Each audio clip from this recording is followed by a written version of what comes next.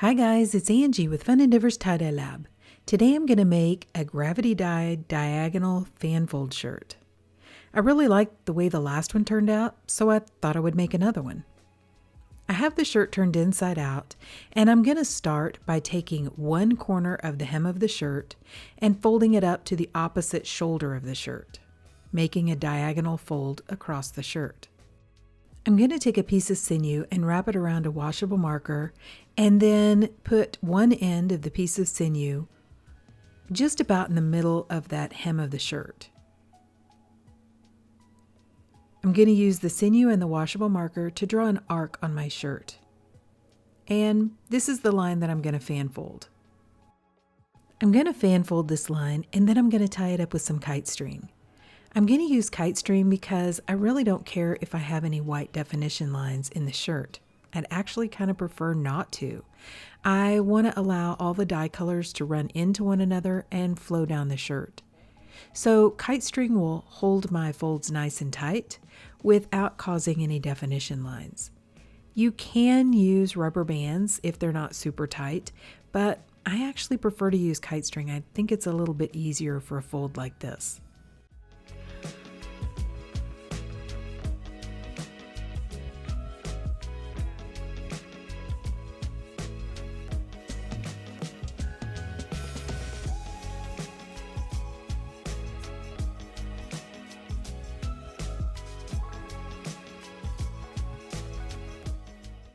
Once I have the initial line tied, I'm going to straighten the fan folds on either side of the initial line, and I'm going to tie fan folds going out toward the center of my arc, and then I'm going to tie lines just a little bit past my initial line the other direction.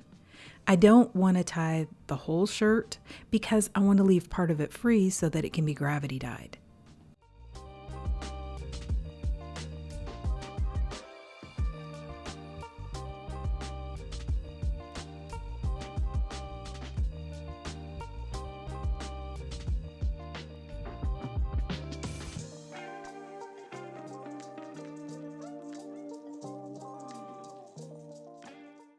After I tied the shirt, I went ahead and put it aside because I was working on a couple other projects. The shirt dried out before I got back to applying the dye to it though. It does not need to be dry. You can go ahead and dye this shirt when it's damp.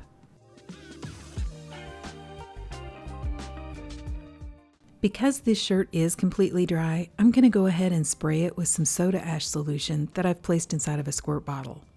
I'm going to spray both sides of the shirt and the part of the shirt that's hanging down below.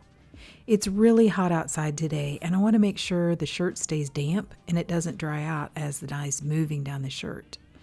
If you're doing your project outside like I am and you find that maybe there's too much wind or too much heat and you don't want your shirt to dry out, do what I'm doing. I mean, even if you have dye already on the shirt, just grab a soda ash solution and lightly spray your shirt to keep it damp. I've chosen some purple and blue dye colors and I'm going to alternate placing them on the shirt. I'm starting with Aster from Pro Chemical and Dye, and I'm going to place a strip of that in what is the center of the fan fold. Then I'm going to place a little bit toward the edge of the shirt so that it flows down the part of the shirt that's hanging down.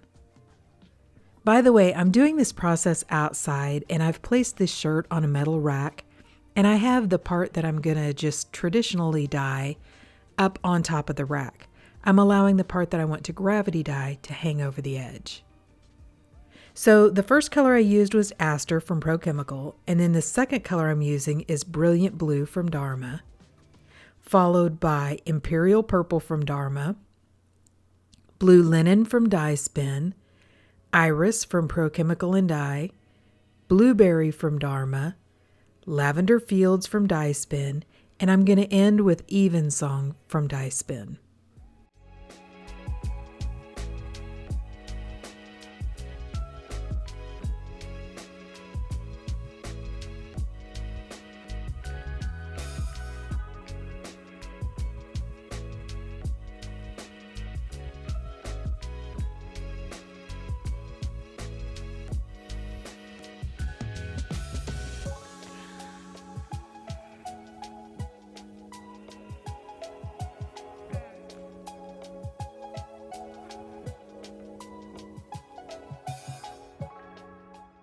Now I'm going to add an additional sprinkle of dry soda ash over the top of the die and add on some larger chunks of ice.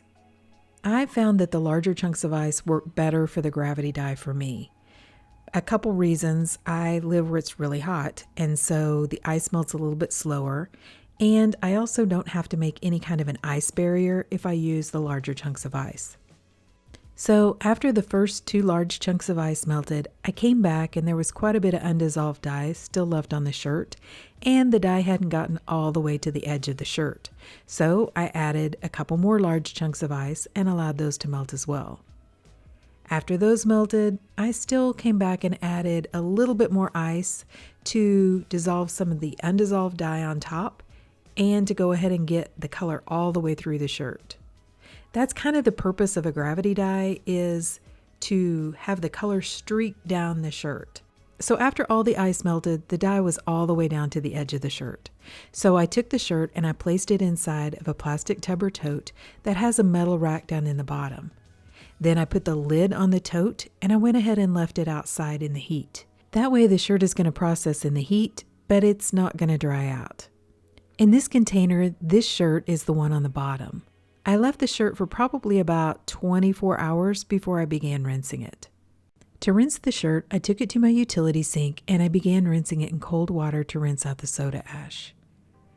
I untied the shirt and I warmed the water to hot and continued rinsing in hot water to rinse out the excess dye that didn't bond with the fabric. Instead of just rinsing for a long time, I went ahead and ran some really hot water in my utility sink, added some Blue Dawn dish detergent to the water, and allowed the shirt to soak.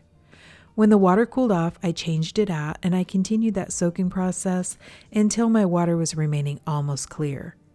Then I put the shirt along with some Dharma's professional textile detergent into my washing machine and washed the shirt on a hot water cycle. Okay, so the shirt has been washed, dried, and ironed, and let's see what it looks like. Okay, so what do you guys think?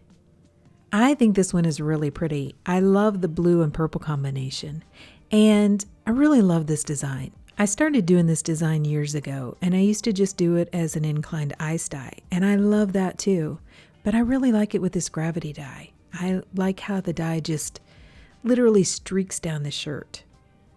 I think that it almost looks like feathers on this shirt, the way the dye has streaked from the fan fold areas, and I think it's so pretty. It also kind of looks like flowers coming from each corner, which I think is also really pretty. So overall, I love this design. I love this shirt. I love the colors, and I'm really happy with it. But what do you guys think? Please drop me some comments down below and let me know. And if you've enjoyed watching the video, I sure would appreciate it if you would like it and if you'd subscribe to my YouTube channel. If you'll hit the bell, you'll receive a notification whenever I upload a new video. Thank you all for watching, and I hope you have a great day.